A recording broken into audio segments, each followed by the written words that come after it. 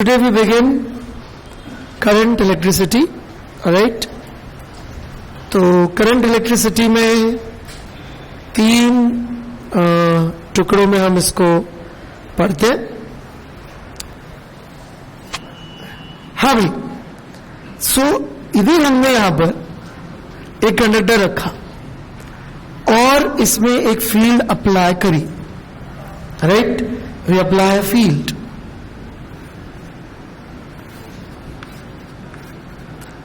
जैसे ही हम ये एक्सटर्नल फील्ड अप्लाई करेंगे क्या होने लग जाएगा? इलेक्ट्रॉन्स यहां पहुंचने लग जाएंगे और ये एंड पॉजिटिवली चार्ज होने लग जाएगा, राइट? लेकिन यदि हम कोई ऐसा जुगाड़ कर दे कि यहां इलेक्ट्रॉन इकट्ठे ना हो, इलेक्ट्रॉन यहां से खींच लिए जाए,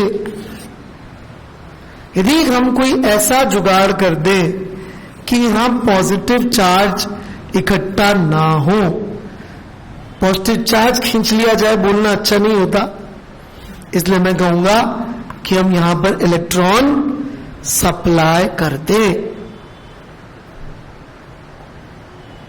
मेरी बात समझ में आ रही है? इससे इलेक्ट्रॉन छीन ले और इस एंड पे हम इलेक्ट्रॉन सप्लाई कर दें. यदि हम ऐसा करें तो इंटरनल फील्ड जो डेवलप होती वो हो नहीं पाएगी. There will be no internal field developing in this conductor, only external field will be there. And what would be effect of that external field? That's what we want to discuss. कि उस external field का क्या effect पड़ेगा इस पूरी problem में. Okay, इसलिए हमें रटना नहीं चाहिए कि कंडक्टर में फील्ड जीरो होती है, क्योंकि आप देख सकते हैं यहां पर doing something we can achieve this. बोलेंगे सर ये क्या जुगाड़ है? बहुत आसान है. यहां पे एक ऐसा केमिकल रख दीजिए जो इलेक्ट्रॉन खाने वाली रिएक्शन करता है, यहां पे ऐसा केमिकल रख दीजिए जो इलेक्ट्रॉन देने वाली रिएक्शन करता है, तो वो इलेक्ट्रॉन देता रहेगा, ये इलेक्ट्रॉन खाता रहेगा. ऑक्सीडेशन रिडक्शन ऐसा बोलते हैं शायद रिएक्शंस को. इलेक्ट्रॉन लेने वाली को क्या बोलते हैं? रिडक्शन. देने वाली ऑक्सीडेशन. तो यहां ऑक्सीडाइजिंग एजेंट और रिड्यूसिंग एजेंट रख दीजिए तो ऐसा होता रहेगा जब तक. हाँ, ऐसे नहीं बोलना चाहिए, है ना? तो ऐसे रख दीजिए केमिकल, तो यहां पे काम चलता रहेगा. बैटरी यही करती है. बैटरी के जो कैथोड एनोड पॉजिटिव नेगेटिव तो यही होते. समझ में आ रही मेरी बात? पक्का? हमारा फिलहाल कंसंट्रेशन ये है कि कंडक्टर में यदि फील्ड लगा दे तो क्या ऐसे चेंजेस आते हैं कि हमको उसका एक पूरा का पूरा चैप्टर बन जाता है और पूरी दुनिया इसी पे चल रही है. कंडक्टर में फील्ड लगा दिया है और ये सब चल रहा है तमाशा. इस रूम में लाइट है, पंखा है, that is all because of conductor में फील्ड लगी हुई है कंटिन्यूसली. राइट? तो ये कैसे हो रहा है कंडक्टर में फील्ड लगाने का काम, ये हम लोग यहां पे बात करना चाहते हैं. Got it? इससे असर क्या पड़ रहा है? ओके, तो असर समझने से पहले हमें ये जानना चाहिए कि यदि कंडक्टर है जिसमें कोई फील्ड नहीं लगी हुई है तो उसमें क्या हो रहा होता है. What must be happening here? Any ideas anyone? क्या हो रहा होता होगा यहाँ पे? कोई फील्ड नहीं है तो. हाँ भाई, क्या रट रखा है तुमने? विपुल? हाँ, न्यूट्रल कंडक्टर है, कोई फील्ड नहीं है, क्या हो रहा होता होगा अंदर? Alright, very good. इसके अंदर इलेक्ट्रॉन्स रैंडमली मूव कर रहे होंगे.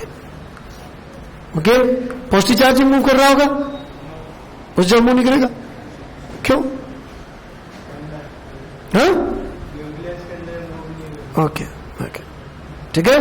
तो यहां पर हम कह सकते हैं कि इलेक्ट्रॉन्स रैंडमली मूव कर रहे होंगे. कोई कैलकुलेट कर सकता है किस स्पीड से कर रहे होंगे?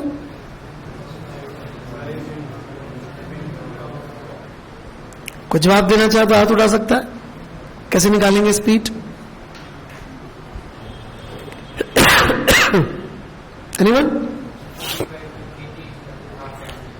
Very nice. Thermal motion, random motion is also known as thermal motion. I would like you to remember these words. Thermal electron मतलब 3/2 kT is equal to half mass of electron u square. Thermal proton half 3/2 kT is equal to half mp square. Thermal dash dash half 3/2 kT is equal to half mass of dash dash u square. Anything thermal means कि उसके पास में Boltzmann के law के द्वारा दी गई energy होगी. 3 degrees of freedom है motion की, तो 3/2 kT एनर्जी होगी और उसको हाफ mv स्क्वायर के बराबर करके आप निकाल सकते हैं कि किस स्पीड से वो मूव कर रहा होगा. ये जो स्पीड आती है ये करीब 100 किलोमीटर पर सेकेंड आती है, राइट. एस्केप वेलोसिटी से 10 टाइम्स ज्यादा. इतनी तेजी से रैंडमली इलेक्ट्रॉन्स इसमें मूव कर रहे होते हैं. रैंडम मतलब वो कभी भी कहीं पे भी जाके भिड़ जाएंगे, टक्कर करेंगे, टक्कर करके रास्ता बदल लेंगे. और इनका टक्कर का event is also completely random. Random मतलब कि there is no well defined thing like this. Random का मतलब समझ लो, रैंडम वर्ड आप लोगों को समझ में नहीं आता है, राइट. कि यूं समझ लीजिए कि मान लीजिए एक इलेक्ट्रॉन को टक्कर करे हुए 10 सेकंड निकल गए और दूसरे इलेक्ट्रॉन ने टक्कर अभी 1 सेकंड पहले करी थी, तो अगले 1 सेकंड के अंदर किसके टक्कर करने के चांसेस ज्यादा है?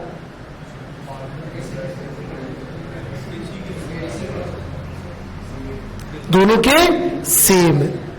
It is like asking like this कि मान लीजिए मैंने टॉस किया, 4 बार हेड आ गया, तो 5वीं बार हेड आने की प्रोबेबिलिटी क्या है? डिफरेंट की same? It is still same. ठीक है, ये स्टैटिस्टिकल प्रोबेबिलिटी नहीं है, ये इवेंट बेस्ड प्रोबेबिलिटी है, राइट. जैसे कि इस रूम से हम लोगों के जिंदा निकलने की प्रोबेबिलिटी क्या है? स्टैटिस्टिकली 100% के आसपास, लेकिन इवेंट बेसिस पे 50%. क्योंकि there are 2 possibilities. Either you will die or you will live. Every second this is a possibility. समझ में आ रही मेरी बात? राइट. इसकी जरूरत हमको न्यूक्लियर फिजिक्स में भी पड़ती है. न्यूक्लियर फिजिक्स में बड़े अच्छे सवाल बनता है ये वाला. मैं क्योंकि फिजिक्स तो पूरी पढ़ानी है तो अच्छी चीजें जो आगे की आज भी बताना चाहूंगा. कि मान लीजिए हमारे पास में 1 मोल रेडियो एक्टिव न्यूक्लियाई है, राइट. तो एक हाफ लाइफ बाद कितने बचेंगे? Half mole. हमारे पास में 1 दर्जन न्यूक्लियाई है, एक हाफ लाइफ बाद कितने बचेंगे? Can not be answered, because individual level पे प्रोबेबिलिटी सबकी हाफ है. स्टेटिस्टिक्स लगा नहीं सकते, छोटा नंबर है. So answer is can not be found. 1 मोल के लिए आंसर 50%, 1 दर्जन के answer is can not be found. It is just like asking this कि यदि मैंने एक सिक्के को, एक ट्रू कॉइन को 1 करोड़ बार उछाला, कितने टाइम हेड आएगा? 50 लाख. अब बोलोगे सर मैंने उछाल के देखा 49,90,998 बार आया. वो ठीक है, एरर कितनी कम है, नहीं समझ बात. लेकिन मैंने एक सिक्के को 4 बार उछाला, कितनी बार हेड आएगा? क्या आप किसी कॉन्फिडेंस से बता सकते? नहीं.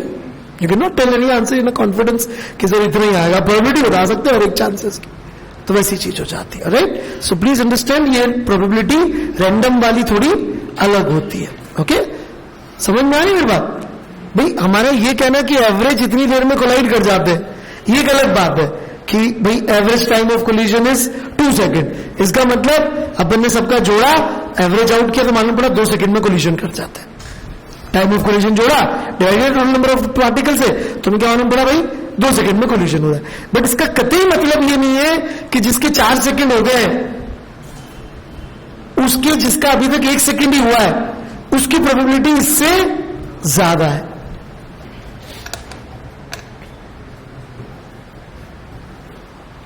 बड़े आगे तो इस चीज का थोड़ा सा ध्यान रखिएगा कि यहां पे कोलिजन की प्रोबेबिलिटी टाइम के साथ इंडिविजुअल लेवल पे नहीं बढ़ती है. It's a completely random event. Random मतलब कभी भी कोलाइड कर सकता है. आप हो सकता है ऐसा देखिए कि 1 सेकंड पहले कोलाइड किया था, ये भी फिर कोलाइड कर गया, और जिसको 4 सेकंड निकले हुए कोलिजन करे हुए वो अगले सेकंड में भी कोलाइड नहीं किया. That is quite possible, right. Average age किसी देश में बोलते हैं 65 साल, इसका मतलब ये थोड़ी है कि 66वें साल में आदमी मरी जाता है कि मैं एवरेज ज्यादा कैसे जी सकते हो, मरो.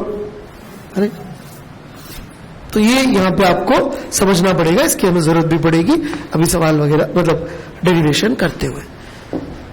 Okay, now what we are going to do now, we are going to talk qualitatively about derivation of Ohm's law. Then we have to actually derive Ohm's law for the bad reason, not for good reason, क्योंकि वर्मा जी ने law भी गलत दिया है और derivation भी गलत दी है. राइट, वर्मा जी को लॉ आता ही नहीं है.